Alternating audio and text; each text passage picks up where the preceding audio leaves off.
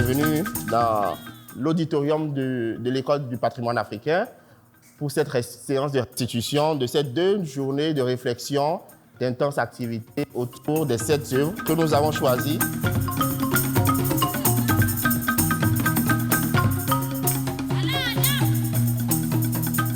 Rapprocher le patrimoine de la jeunesse. Et je pense que c'est ça qui se vit ici.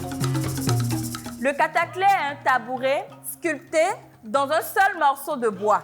Vous avez là le cataclès du roi Béanzin. Il existe 2 types de cataclès. Nous avons le cataclès à 3 pieds, que vous voyez là, et celui à 4 pieds. Le cataclès à 4 pieds est généralement utilisé par les reines-mères. Voilà un peu comment se présente notre scénographie. Donc, de par notre œuvre qui est le cataclès du roi Béanzin. On dit que le Hassin tire ses origines d'une tradition ancienne des peuples du Bénin, du Ghana et du Togo.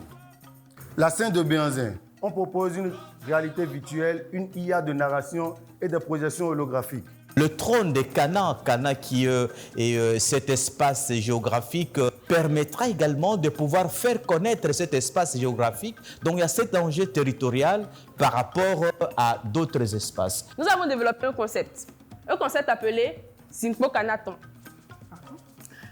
Alors ce concept consiste à organiser une exposition culturelle au musée.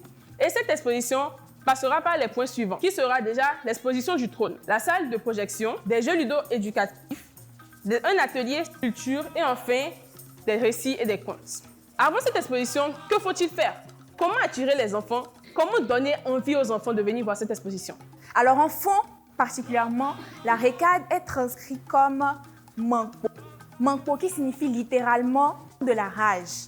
Man pour la rage, Po pour le bâton. Le Mankpo était utilisé par les rois qui y inscrivaient des signes, des symboles de leur emblème. Que ce soit le requin pour Béanzin, le lion pour Glélé ou encore le poisson pour Wegbadia. Le Mankpo est utilisé dans la cour royale lors des cérémonies. Il est comme un bâton de commandement en forme de courbe, parfois en métal ou en bois, ou encore en métal et en bois. Le métier à tisser fait partie des 26 œuvres restituées par la France au Bénin.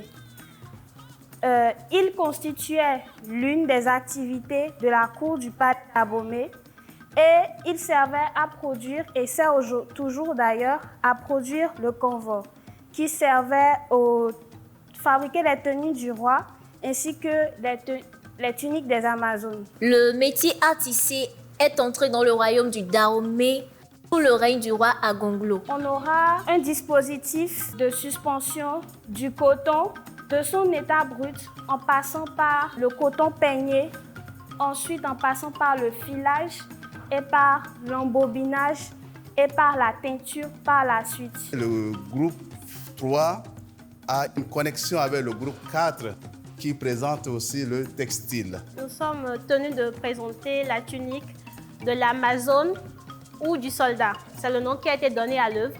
Le nom de notre parcours est Kansa Tour.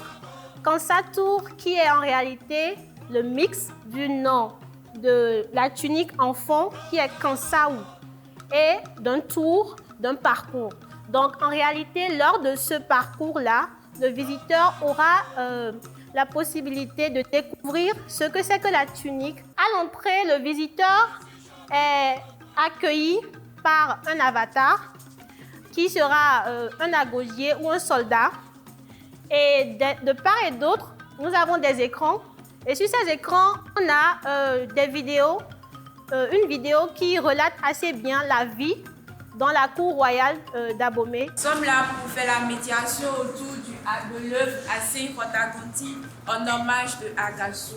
Mettre en place une application mobile qui permet aux jeunes de scanner l'œuvre avec leur téléphone et de voir des éléments animés ou des explications visuelles apparaître en superposition. Créer un environnement sonore dans l'exposition où les visiteurs entendent des chants.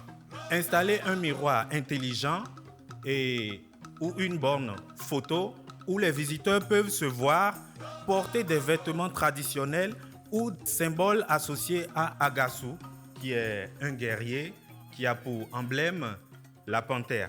Donc nous avons personnifié la panthère présentement et Voilà. Agasu, Agasu, Agasu.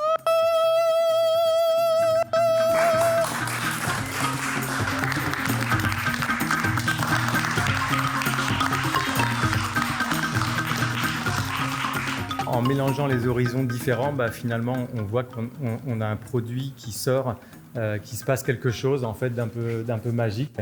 Quand les gens sont plongés dans un travail en commun, en fait, il y a tout un ensemble de cloisonnements qui sautent.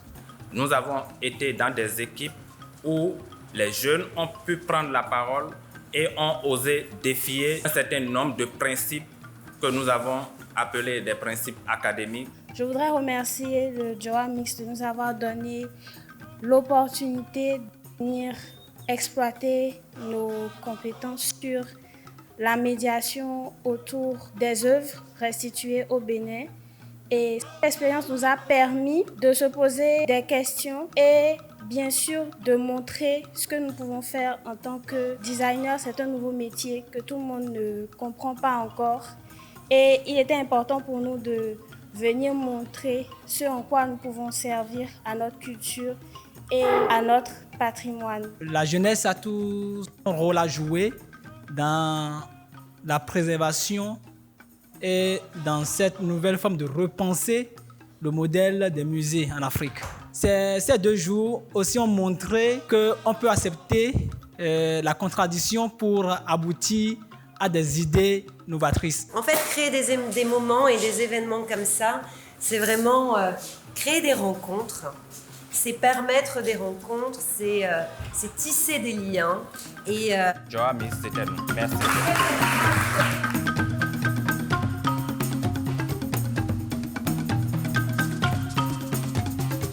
Je voudrais, au nom de toute l'équipe, de Stéphanie, de Mathieu, de Prince, de Jérôme, du directeur de l'IPA, vous remercier et vous souhaiter bon retour dans vos familles respectives.